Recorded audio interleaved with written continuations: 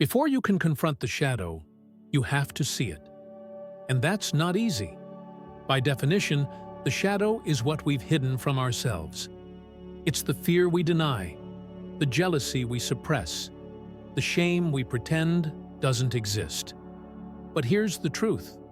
Your shadow is hiding in plain sight. In your triggers, in your dreams, in your patterns. Carl Jung, the Swiss psychologist who coined the term shadow, believed that every person has parts of their personality they repress because they don't align with their conscious self-image. These repressed traits don't disappear. They go underground, into the unconscious, into the shadow. So, if you see yourself as kind, you'll reject your inner cruelty. If you see yourself as strong, you'll deny your vulnerability. The result? A split self, half in the light, half in the dark. Here's something most people miss. The shadow isn't just made of bad things. It also contains your hidden talents, suppressed desires, and unlived dreams. If you were shamed for being creative as a child, your creativity might now live in your shadow. If you were punished for being assertive, your voice might be buried there too. So the shadow isn't just your inner demon, it's also your forgotten power. So how do we begin to identify what's in our shadow? 1. Track your triggers. Pay attention to what irritates you in others. The people you can't stand, the narcissists, the cowards, the control freaks, often mirror traits you've buried. Carl Jung called this projection. What we reject in ourselves, we often see magnified in others. Everything that irritates us about others can lead us to an understanding of ourselves. Jung 2. Study your patterns. Keep a journal of recurring emotional experiences. Do you constantly feel unseen in relationships, rejected by authority, overwhelmed by guilt? These emotional loops are signs of unresolved shadow material. What's repeating is what's repressed. 3. Notice your defensiveness. Ever gotten unreasonably defensive over a simple comment? That's often the shadow trying to protect a wound. The more extreme your reaction, the deeper the root. 4. Watch your dreams. Dreams are the language of the unconscious. Recurring nightmares, strange symbols, or disturbing imagery often represent shadow elements seeking integration. Keep a dream journal and write down anything that feels emotionally charged. 5. Practice radical self-honesty. Ask yourself, what am I pretending not to know about myself? It's a haunting question, but it opens the door. Let's do a quick exercise. Take out a notebook and complete this sentence 10 times. If I could be totally honest without consequences, I would say, what comes out may surprise you. Maybe you'd express anger or admit a hidden desire. That's your shadow knocking. Now complete this one. One thing I hate in other people is... This is where projection reveals your own unclaimed parts. Remember, many of your shadow traits were buried not because they were wrong, but because they were inconvenient to your environment. A sensitive boy told to man up. A bold girl told to be quiet. You didn't repress yourself because you were weak. You did it to survive. But now you're not just surviving. You're ready to thrive. And that means reclaiming every part of yourself, even the ones you were taught to fear. So you've caught glimpses of your shadow.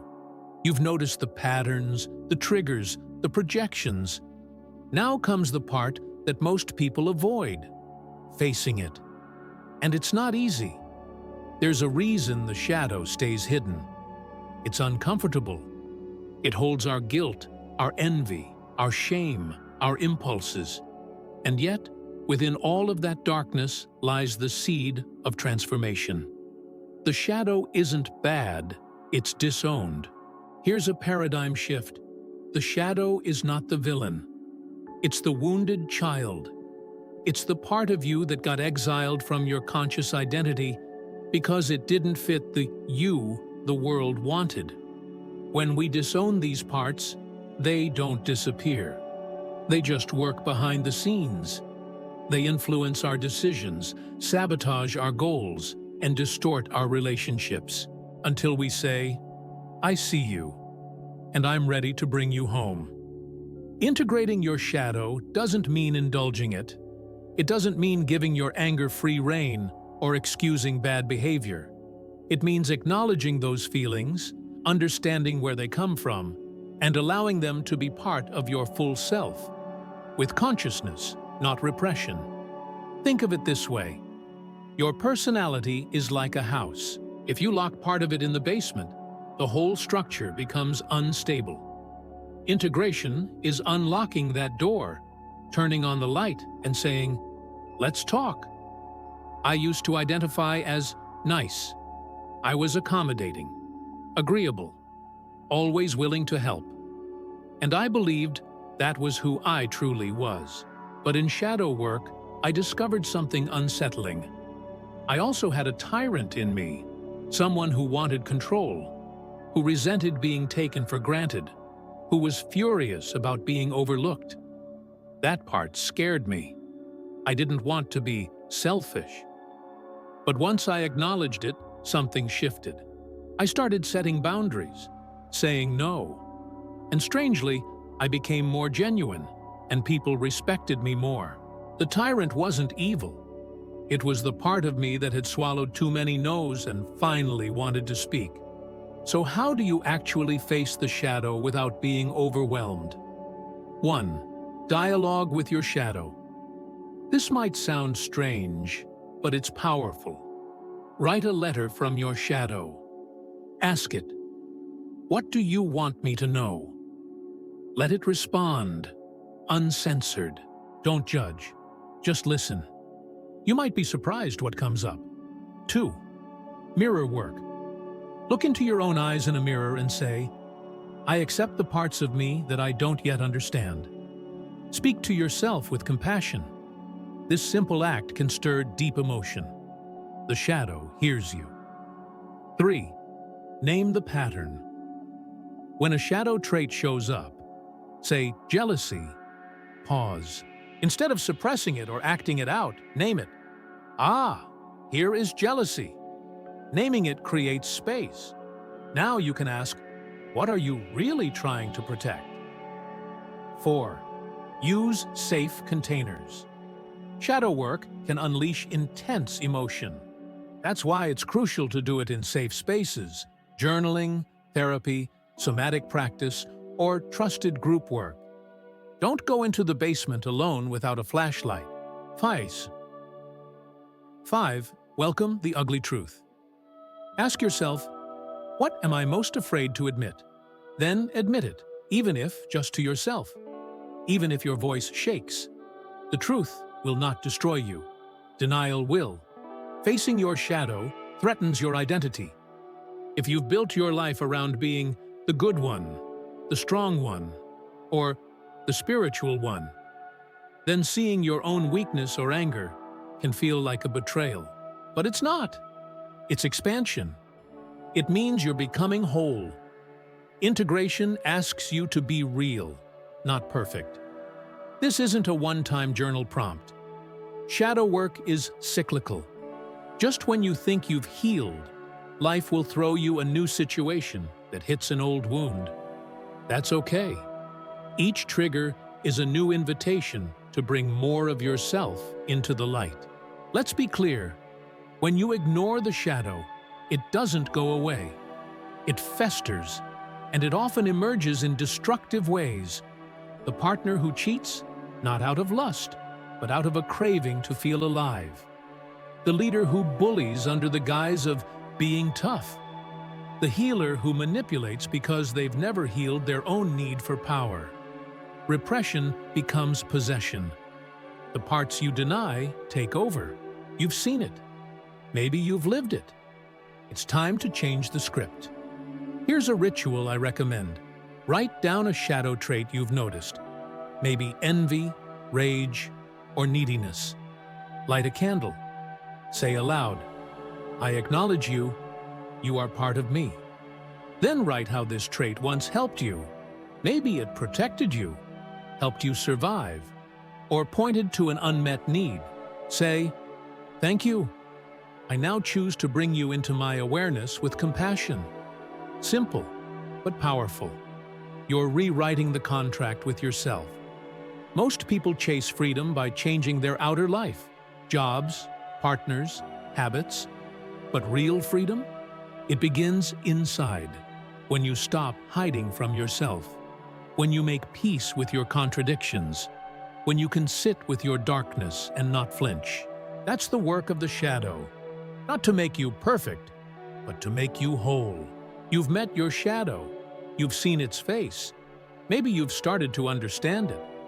But there's a reaction many people have at this stage that often derails the entire process.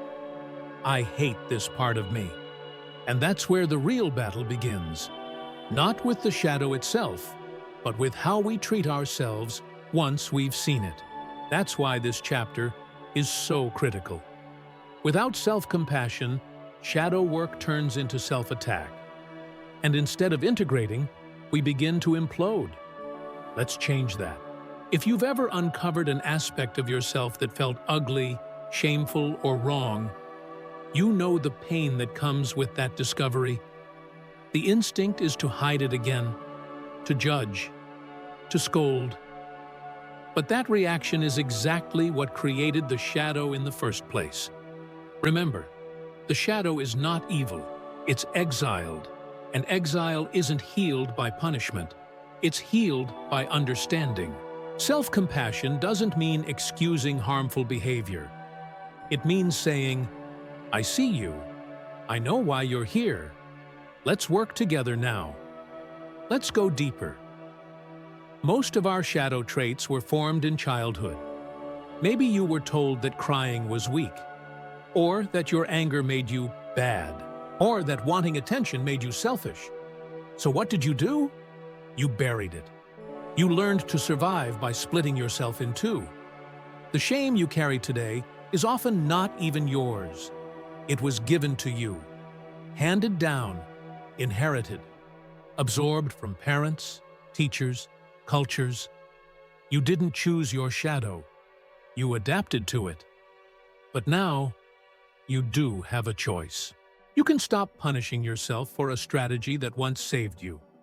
Let's reframe some common shadow traits and see what they might be protecting or signaling underneath. Anger often covers pain, fear, or a boundary that's been violated. Your anger may be saying, I matter too. Jealousy could be highlighting something you deeply desire but don't feel worthy of. It's a roadmap to unmet dreams. Neediness might be a survival mechanism born from abandonment or emotional neglect. It's not weakness, it's a cry for connection. Perfectionism could be shielding a deep fear of rejection. If everything is flawless, maybe you'll be loved. Every trait has a story. And when you understand the story, judgment gives way to empathy. Ask yourself, what did I need but never received when this part of me was formed? You'll likely find a wound, not a flaw. Let's talk about your internal voice, the narrator in your mind. If that voice is critical, cold, or harsh, your shadow will never feel safe enough to surface. But if you can begin to speak to yourself the way you would to a child in pain, everything changes. Try this. Instead of saying, why am I like this? Say, of course I feel this way. It makes sense. Instead of, I hate this about me. Say, this part of me is trying to protect me, even if it's in a distorted way. This isn't weakness. This is psychological strength. This is maturity. Here's a powerful practice. Write a letter to a shadow part, maybe your rage, envy, or shame. Begin with, I see you. Acknowledge what this part has tried to do for you. End with, I want to understand you. I'm not here to judge. I'm here to listen. You don't have to believe every word yet. Just write it.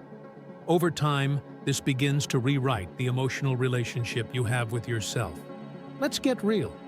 Shadow work stirs discomfort. You'll feel guilt, resistance, even disgust. That's normal. Instead of pushing those feelings away, sit with them. Breathe into them. Label them gently. This is shame. This is fear. This is grief. By naming it, you're no longer drowning in it. You're watching it. You're reclaiming control. Here's a mantra I use often. What I feel is not who I am, but it is part of me, and it is welcome here. Try saying that next time something painful comes up. It can shift everything. A lot of people resist this chapter. They think being kind to themselves is weak, lazy, an excuse to stay stuck. But the research is clear. Self-compassion increases motivation, resilience, and personal growth. When you're safe with yourself, you can face more, not less. Imagine trying to heal a scared animal. If you yell at it, it hides. But if you approach gently, with warmth, it comes closer. Your shadow is the same. You can't force it into the light. You invite it. Here are a few ways to build self-compassion daily. Mindfulness meditation. Focus on the breath. Notice your thoughts without judgment. Say, "This too belongs." Loving kindness practice. Repeat phrases like, "May I be safe. May I be free. May I accept myself as I am." Mirror affirmations. Look into your eyes and say something kind to yourself, especially when you least feel like it. Therapy or support groups. Being witnessed without judgment is one of the most powerful forms of healing. The internal critic is often a twisted version of your inner caretaker. It wants you to do better, be better, stay safe. But it forgot how to speak with love. Rehabilitate it. Let it retire. Replace it with a wiser voice. One that says, "You are growing. You are trying. And that is enough." Self-compassion is not the end of shadow work. But without it, nothing else can unfold. Let's imagine something radical. What if your deepest wounds were also your greatest teachers? What if the parts of you you've spent your whole life hiding, your envy, your fear, your rage, were actually holding the keys to your most powerful transformation? This is the secret most people never discover. The shadow isn't just where you're broken, it's where your brilliance is buried.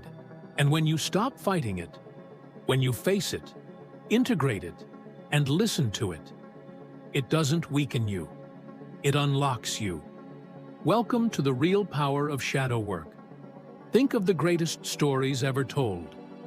Every hero faces a dark night, a reckoning, a descent into the underworld. It's not just symbolic, it's psychological. Transformation demands that we walk through darkness to reach our light. The same applies to you. You don't grow by avoiding your shadow. You grow by mining it. Let's look at some examples. A person with intense anger learns to channel it into activism, fighting for justice.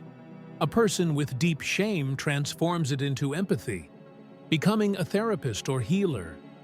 A person who once hid their sexuality steps into full authenticity and becomes a beacon for others. These aren't exceptions. This is the pattern. The wound becomes the gift, but only if you face it. Carl Jung once said, "The shadow is 90% gold," meaning it holds not just the pain, but the potential. Why? Because the shadow often contains traits that were never wrong, just rejected. Maybe you were told your boldness was too much, so you learned to be quiet. But your shadow held onto your fire. And once you reconnect with it, you don't become reckless. You become powerfully expressive. Or maybe your sensitivity was mocked, so you toughened up. But that sensitivity is still inside you, waiting, and once welcomed, it turns into intuitive insight, artistic depth, emotional intelligence. Many of the world's greatest creators, visionaries, and leaders have integrated their shadows. That's why their work resonates so deeply. It's not coming from the mask. It's coming from wholeness. Let's reframe again. But this time, watch how shadow traits evolve into superpowers. Rage, fierce boundary setting, activism, jealousy, clarified values, personal ambition, shame, deep compassion, authenticity, arrogance, inner confidence, leadership ability, fear, caution paired with courage, manipulativeness, emotional intelligence, strategic thinking. These are not fantasies. These are the results of conscious integration. You're not trying to erase the shadow. You're alchemizing it. Let me tell you about someone I worked with. Let's call her Mira. Mira was always seen as the sweet one, quiet, obedient, always putting others first. But beneath that, she resented everyone. She felt invisible, used, trapped in niceness. In shadow work, she met the part of herself she feared most, her inner rebel. The part that wanted to scream, "No!" The part that fantasized about walking away. At first, she was horrified. "I'm not like that," she said. But over time, she realized, yes, she was. And that part wasn't evil. It was just honest. She began saying no, setting limits, writing poetry. Eventually, she started a YouTube channel, helping others unlearn people-pleasing. The nice girl didn't die. She just got real. Your shadow has a mirror, too, and it's waiting to speak. When you confront the shadow, you don't just reclaim traits, you develop emotional strength. Why? Because you're no longer afraid of your own feelings. Most people panic when they feel jealousy, anger, or grief. They think it means something's wrong with them. But someone who's done shadow work can say, "Ah, I see you. You're part of me. Let's sit for a while." This internal stability becomes emotional resilience. You're not a prisoner of your moods anymore. You're a witness, a companion, a guide.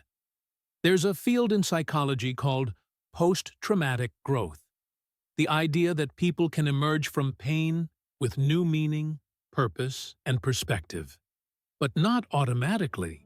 The people who experience this growth are those who face their pain consciously and use it as a catalyst. Shadow work is how you do that. You stop asking, "Why did this happen to me?"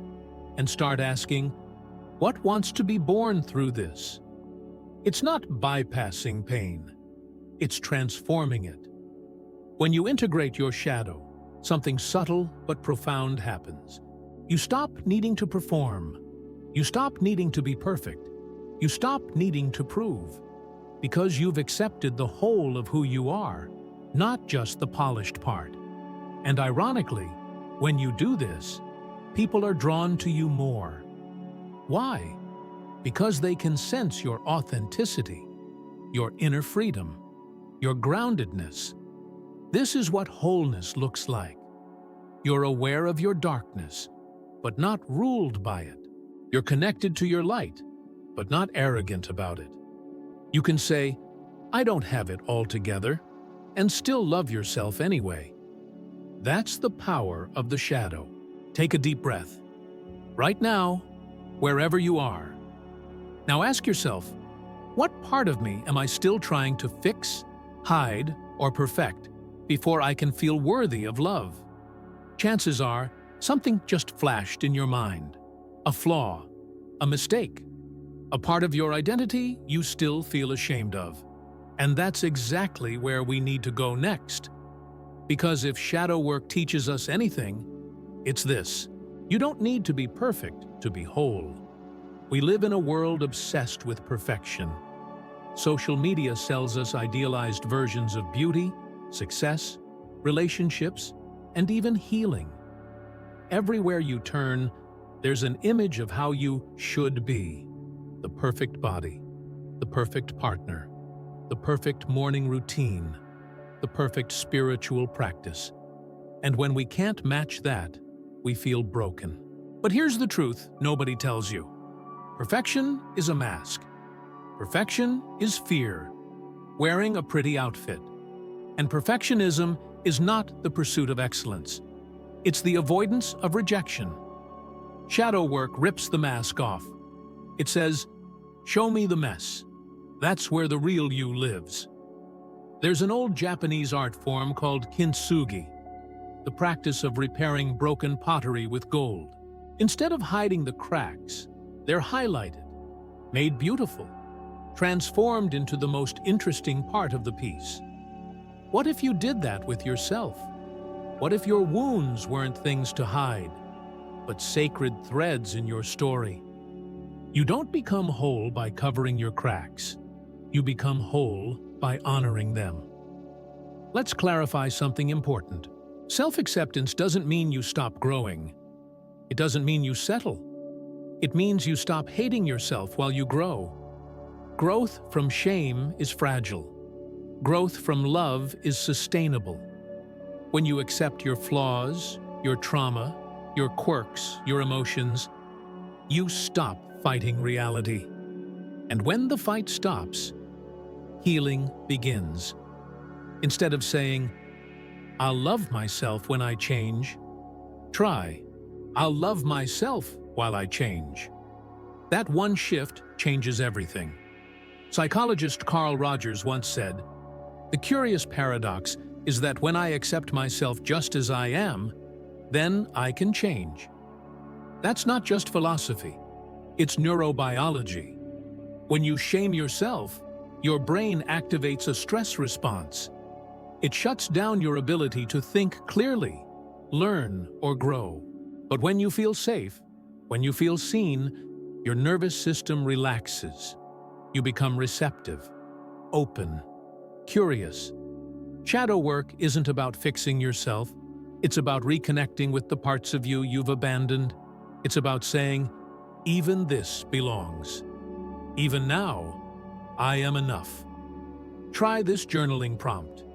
I am both Sabotage and Sabotage.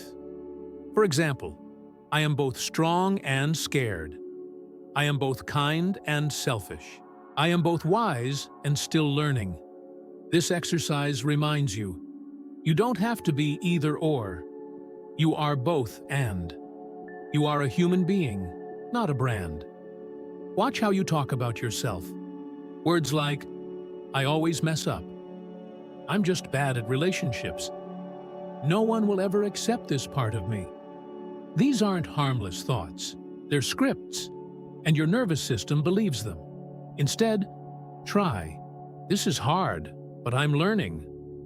This behavior doesn't define me. My past shaped me, but it doesn't own me."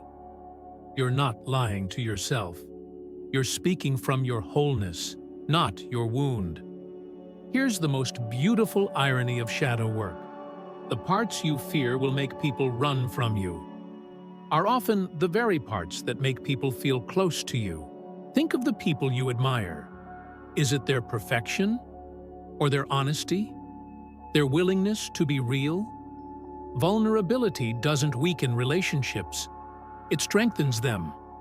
Because when you show someone your humanity, they don't see your failure. They see themselves. Imperfection is not a barrier to connection.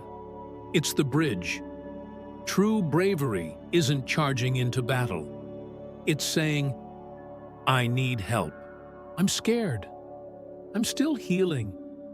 This part of me is messy, but I won't hide it anymore." This is the soft, steady courage of wholeness. Not loud, not flashy, but quietly, unshakably strong. Here's something to remember. You don't have to have it all figured out to be worthy of love. You don't have to be fully healed to be fully human. Right now, as you are, with your questions and flaws and contradictions, You are already whole. The work isn't about becoming someone else. It's about coming home to yourself. By now, you've come a long way. You've identified your shadow traits. You've faced them with courage. You've started to speak to them with compassion. And maybe you've even begun to embrace the idea that you're already whole, even with the cracks. But none of this is theory alone. It's practice. Shadow work is a daily discipline, a spiritual hygiene, a commitment to self-awareness and truth. And in this chapter, we're going to turn that philosophy into action. Let's talk about the how. If your psyche is a house, shadow work is the flashlight you carry into the basement. It doesn't eliminate the darkness. It reveals what's been waiting for your attention. The tools below won't fix you because you're not broken. They're here to help you listen, understand, and slowly integrate what's been hidden. Let's begin. Writing is one of the most accessible and powerful tools for shadow work. Why? Because it bypasses the mask. It gets beneath your good answers and lets your raw truth speak. Try these prompts. What do I criticize in others that I might fear in myself? What do I want that I feel ashamed to admit? What's a part of me I pretend doesn't exist? If I didn't care what others thought, what would I say or do? Don't edit yourself. Don't try to sound wise. This isn't a public post. This is you, meeting you. Set a timer for 15 minutes. Let your pen move faster than your fear. Bonus practice. Write a dialogue between you and your shadow. Let the shadow speak freely. What does it want? What does it fear? What has it been protecting? It sounds simple, almost silly, until you try it. Look into your eyes in a mirror and speak to the parts you usually ignore. Say, I see you. I'm listening now. You don't need to hide anymore.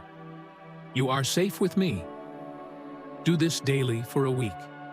Watch what emotions rise. Most people feel resistance at first. That's a sign you're getting close. The mirror doesn't lie. It reflects the face beneath the persona. Shadow work isn't just cognitive. It's also somatic. It lives in your body. Meditation helps you observe your internal world without attachment. You don't chase thoughts. You don't push them away. You witness them. Practice. Sit comfortably.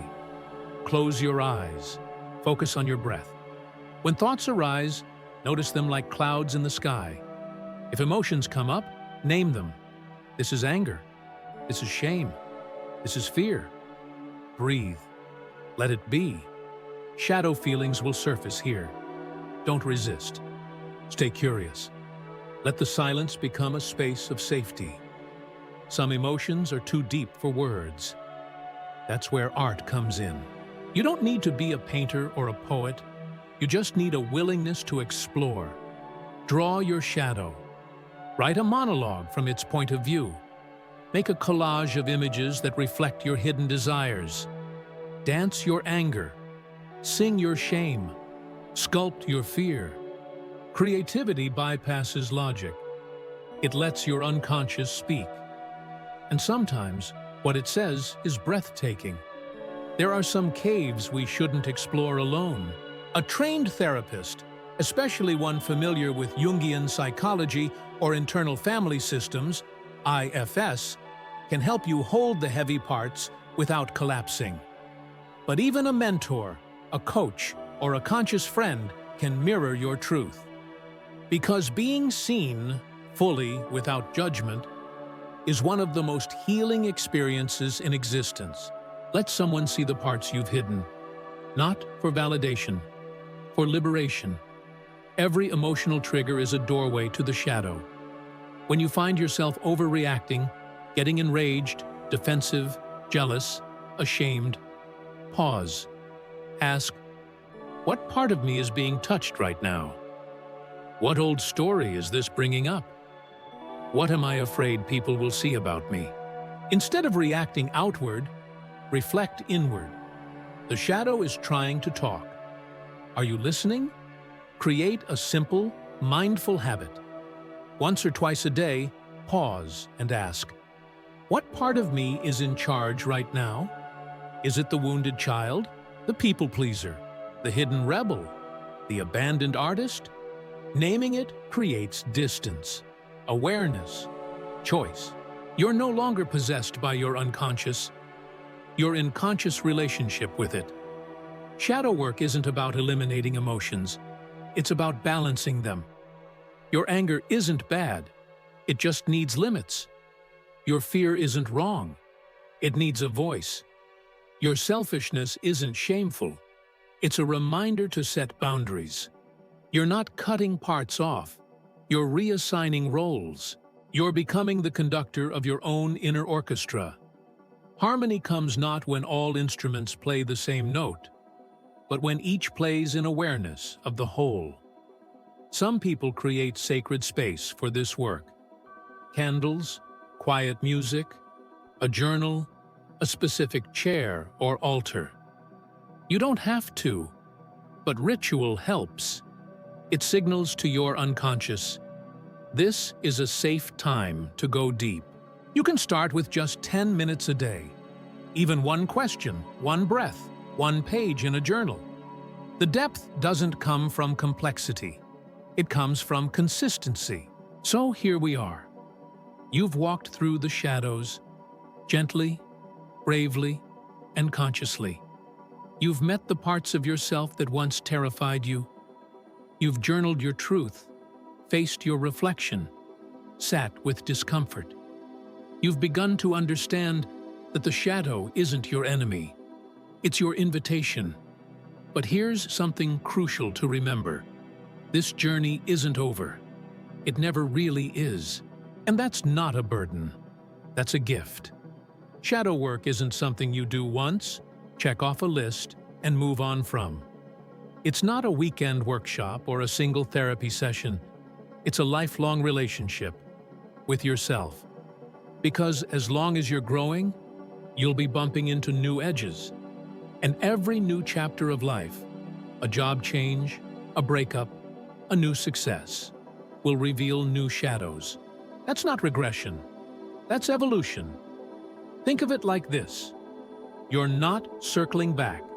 You're spiraling upward, meeting familiar feelings from a higher place. This journey is dynamic, alive, and ever deepening. And every time you come back to your shadow, you meet it with more wisdom, more presence, more peace. There will be days when you feel stuck again, when an old pattern resurfaces, when you lose your center. You'll be tempted to judge yourself. I thought I already healed this. Don't. Healing isn't linear. Growth isn't a straight climb. There are peaks and valleys, regressions and breakthroughs, steps forward and moments of collapse. That's how it's supposed to be. Shadow work doesn't promise perfection. It promises honesty. And when you stop measuring your worth by how healed you are, you start realizing you're not here to be flawless. You're here to be real, to show up, to stay open, to keep going. That's what transformation actually looks like. Let's go back to where we began. Remember that spilled coffee moment? That outburst at your partner? That internal guilt or secret resentment? Those weren't failures.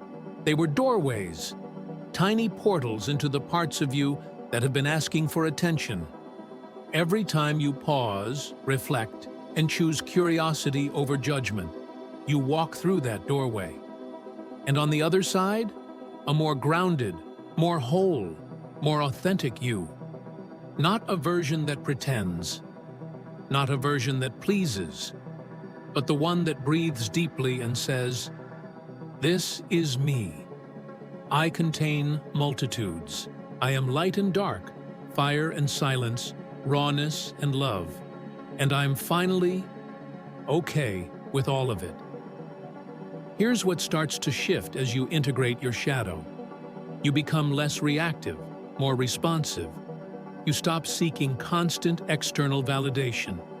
You start honoring your boundaries without guilt. You trust your instincts. You speak your truth. You attract relationships rooted in realness, not roles. You feel lighter, not because life got easier, but because you're not carrying a false self anymore. Authenticity isn't about telling the world everything. It's about not lying to yourself anymore. That kind of honesty is revolutionary. Because when you live from your whole self, not just your highlight reel, you become magnetic. People sense it. They lean in. Because truth is irresistible. Here's a simple closing ritual you can do anytime. Close your eyes. Place your hand over your heart. Take a deep breath. Imagine standing in front of your shadow. As a figure, a child, an animal, a dark shape. Whatever appears, look at it and say, I see you. I know you've tried to protect me. I'm ready to understand you. Let's walk together now. Visualize the two of you merging, not as enemies, but as partners. Take another deep breath. Open your eyes. You've just taken one more step toward integration. It's not a performance. It's not a trick. It's a declaration. I am whole. You began this video with a question. Ever feel like there's a hidden part of you? A darker side you try to ignore? Now you know. That part isn't here to destroy you. It's here to complete you. The shadow self is not the opposite of who you are. It's the rest of you.